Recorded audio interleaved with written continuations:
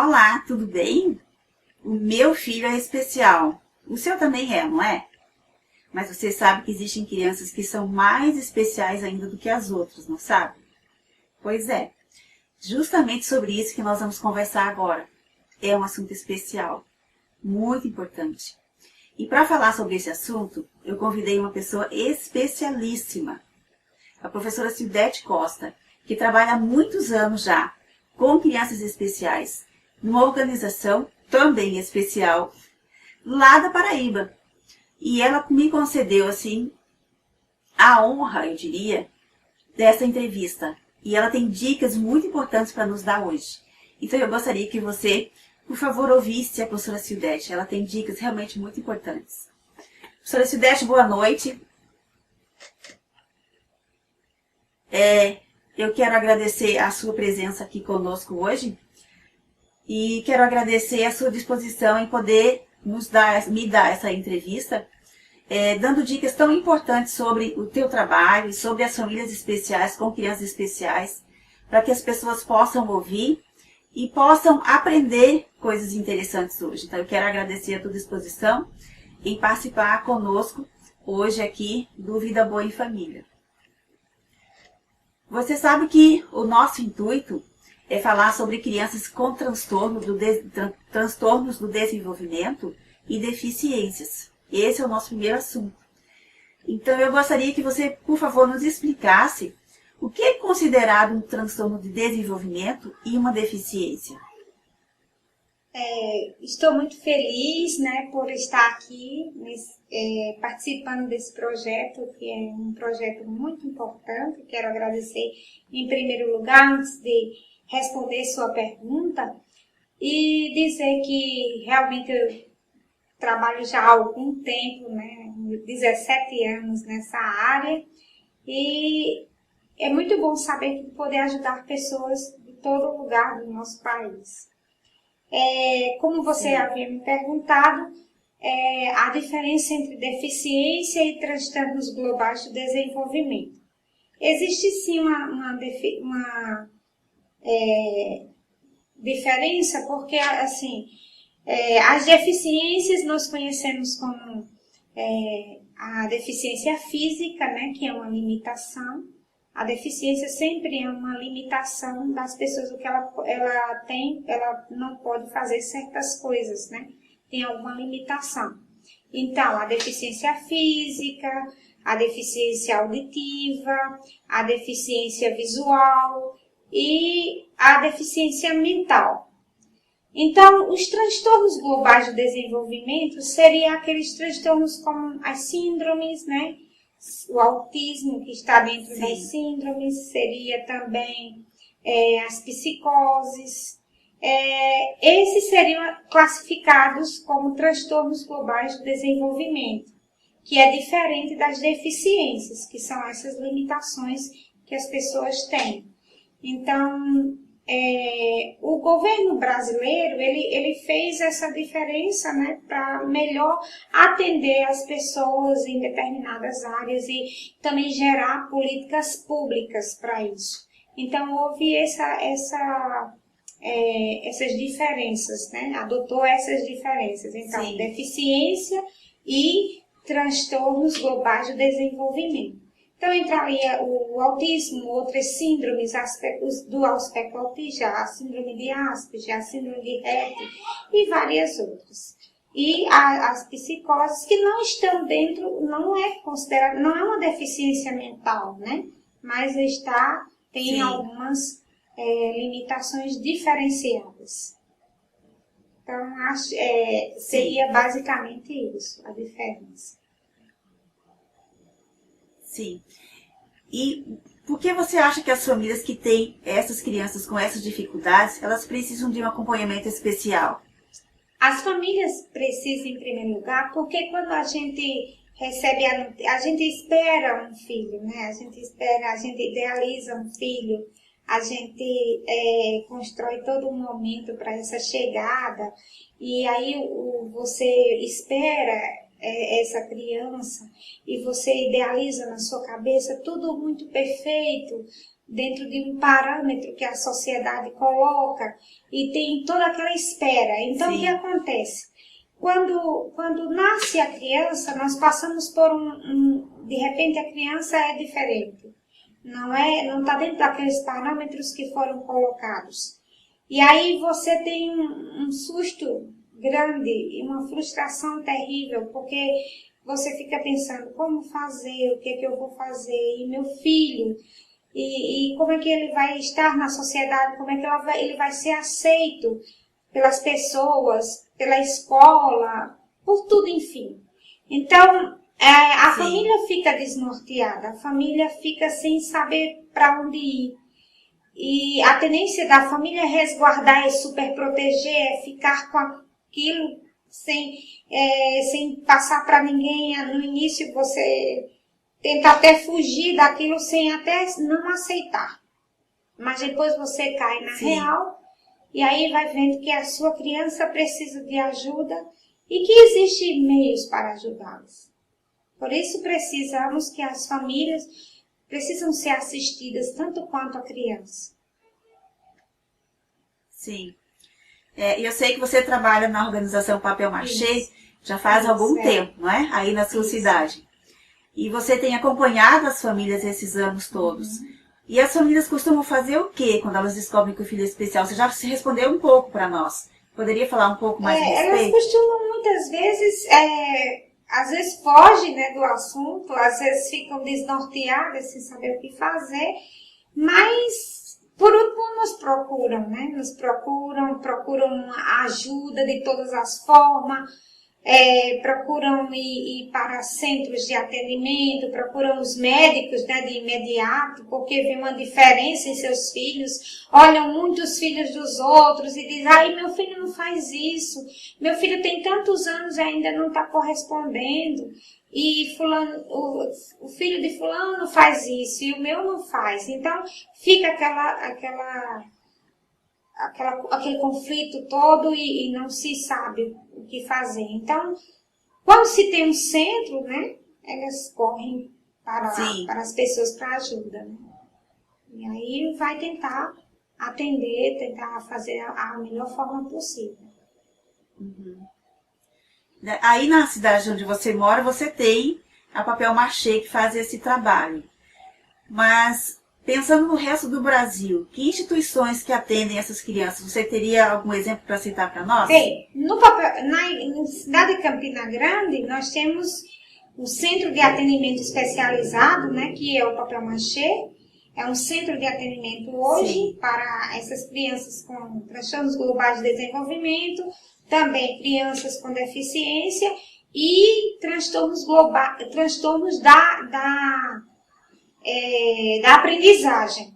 Então, as crianças com problemas de aprendizagem não são só os deficientes, a gente atende também. E aí, na cidade também, em todo lugar do país, que é uma política do país, tem os CAPs, né? Os CAPs em muitos lugares são orientados e organizados para isso, para avaliar, atender. Temos também as APAES, né? As APAES são instituições importantíssimas que ajudam a atender, a triar, né? Fazer toda uma busca do diagnósticos. Os próprios médicos, neurologistas, psiquiatras, psicopedagogos, terapeutas, né, psicopedagogos, os psicólogos, os neuropsicólogos, os terapeutas ocupacionais, fonoaudiólogos, todos esses profissionais, eles trabalham em prol de fazer essa reabilitação, né? Mas, assim, nas cidades, os grandes centros, existem centros de atendimento, nós sabemos disso. Principalmente na região sudeste, na região sul, existe. Nas cidades menores, existem os programas de CAPS, que sempre trabalham. Existem também centros que trabalham só com autistas, né? Existem outras associações que trabalham com outros tipos de síndromes. Então, assim, os pais vão vendo suas necessidades e vão se reunindo e formando associações, centros de atendimento, Como a PAI é uma associação de pais. Outras síndromes aqui que a gente descobriu agora há pouco, que aqui tinha também, é a NPS. Aí tem uma associação que cuida dessas crianças também. Tem uma síndrome chamada NPS, onde elas precisam de enzimas para melhorar o seu desenvolvimento. Cidete, eu vejo que pela sua resposta, me parece que essas crianças especiais, né, elas precisam de tratamentos multiprofissionais. Então, as famílias têm que procurar vários profissionais ao mesmo tempo para o tratamento delas. Isso não fica muito caro para a família? E quando a família é muito carente, o que é que faz? Você já tinha me falado que as crianças especiais, as famílias especiais, elas têm direitos, não é? A lei brasileira garante esses direitos para a família. Então, você poderia nos dar algumas dicas, aliás, de que direitos são esses e como as famílias podem buscar esses direitos para que essas crianças possam ser assistidas devidamente? Claro, realmente a sua pergunta em dizer que esses serviços são difíceis, caros, né, demais, porque necessita de uma equipe muito profissional, isso é plena verdade, né, plena verdade, porque se torna muito difícil realmente. Hoje você tem uma criança especial, você precisa de vários profissionais que a atendam para ela ter um bom desenvolvimento. Mas o governo federal, ele disponibiliza para aquelas famílias que necessitam, que vivem em vulnerabilidade social, que não conseguem ter um valor assim que dê para fazer esses atendimentos. Existe o BPC, que é um benefício, né, do governo, que você pode, a partir do momento que é determinado que a criança ou adolescente tem uma deficiência ou um transtorno, você tem o laudo, né? E aí você encaminha para o INSS e você tem os direitos garantidos, dependendo da renda per capita da família. Porque existe um cálculo em que o governo faz essa renda e aí a família tem direito ao BPC. O outro momento é o direito ao SUS. O SUS, se você precisa de um atendimento especializado, uma consulta, um exame especializado, dado esse direito. Claro que alguns exames não se tem acesso pelo SUS, como por exemplo, a gente sabe muito bem sobre um exemplo fácil que, pelo menos na nossa região, é muito difícil conseguir assim diretamente pelo SUS, a cariotipagem. Mas aí é feito o encaminhamento através via Conselho Tutelar, Ministério Público, e aí é acionado o Ministério Público intervém e dá a ordem para que o SUS faça a compra, faça o pagamento desse exame e imediatamente o exame seja feito. Sim. Todas essas questões são feitas, né, via Conselho Tutelar, Ministério Público e Secretaria de Saúde. Isso acontece muito em termos de medicação. Isso também, a pessoa com deficiência física tem direito a dar entrada pelo SUS e receber as órteses, as próteses, sejam elas se caso a pessoa tem deficiência auditiva e não tem condições de comprar um aparelho, ela tem direito a fazer o pedido pelo SUS. Uma cadeira de rodas também tem direito disso aí. Uma prótese de muletas e outras coisas mais, talas, todas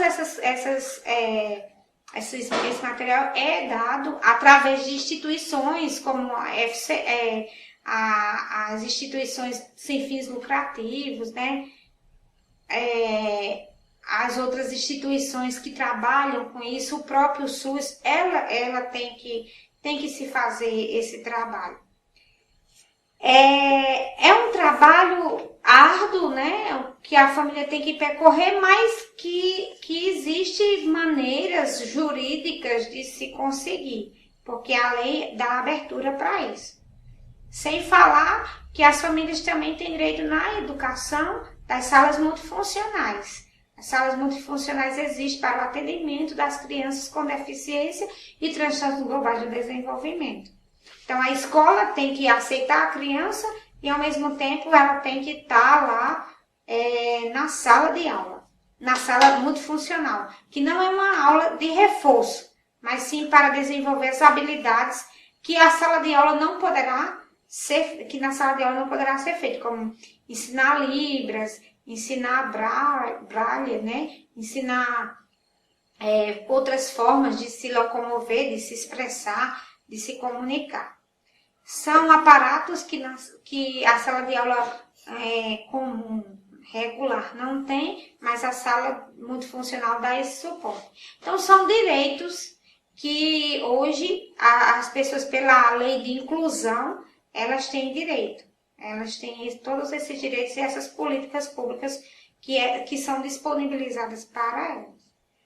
No caso das salas, de outras questões também, elas não só têm direito dessa parte, mas têm direito a avaliações diferenciadas, a conteúdos reorganizados, tanto pelo Estatuto da Criança e do Adolescente, como pela a Lei de Diretrizes e Bases.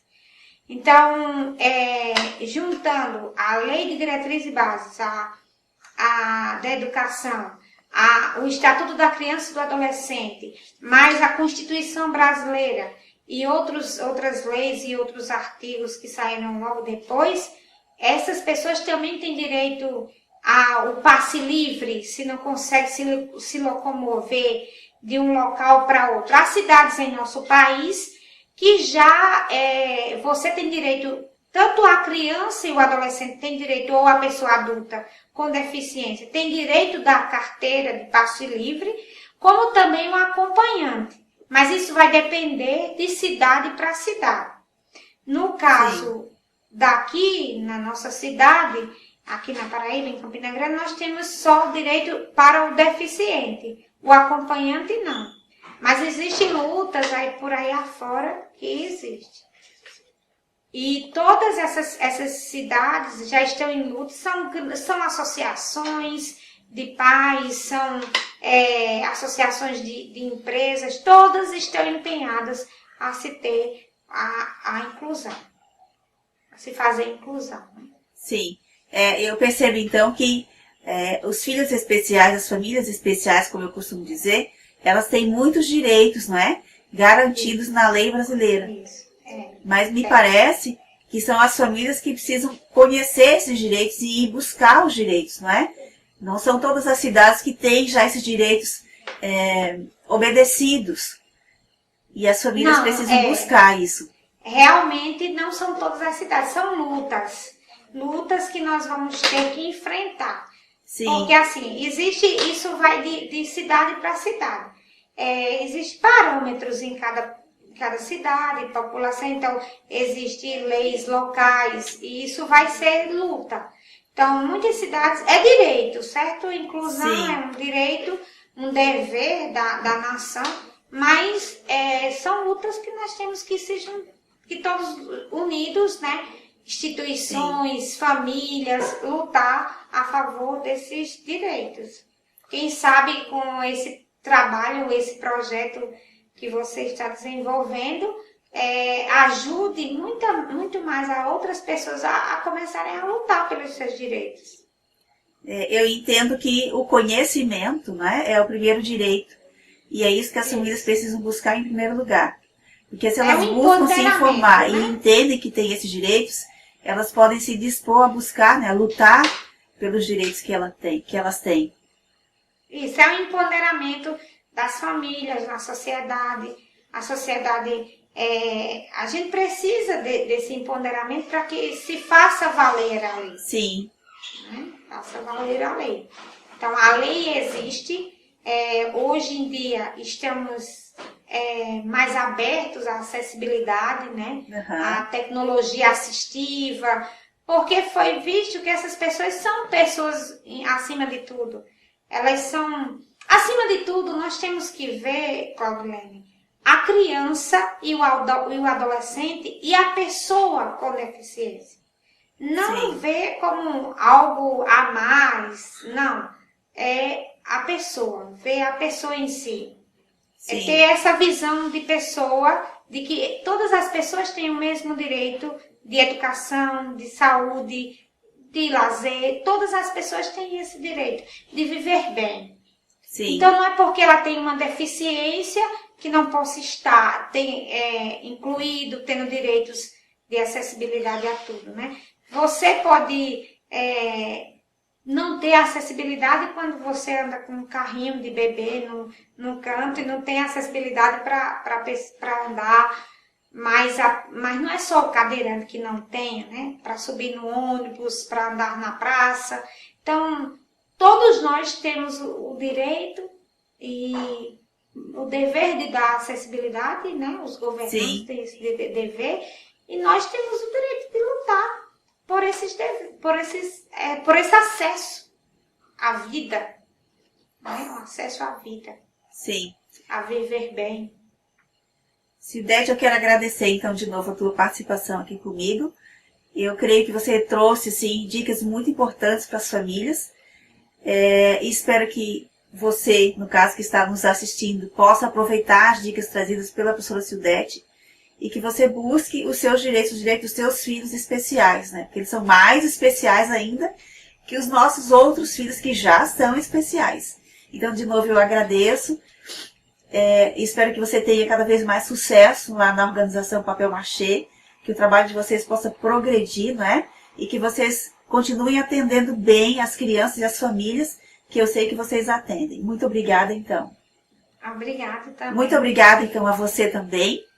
Espero que você tenha curtido as nossas dicas e possa aproveitá-las na sua vida prática. Um grande abraço.